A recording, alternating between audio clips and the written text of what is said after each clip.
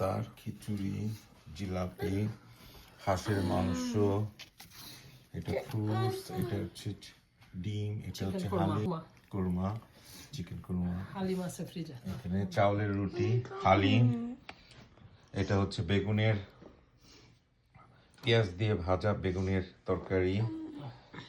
আলহামদুলিল্লাহ আজকের ইফতার। এটা হচ্ছে আমাদের শরবত।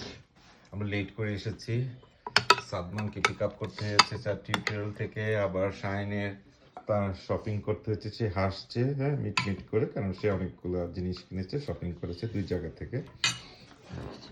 তার একটু সমস্যা আছে, যাই হোক আলহামদুলিল্লাহ সে করতে পেরেছে। সে পড়ে আছে, সে এটা কিনে ওখান থেকেই পড়ে আসছে। হ্যাঁ, এখন মিট করে হাসছে। হ্যাঁ, সে রোজা রাখে না, বলছে সামনের বছর থেকে রাখবে। এই হচ্ছে আমাদের খাবার, সকলকে আমরা খাচ্ছি আলহামদুলিল্লাহ।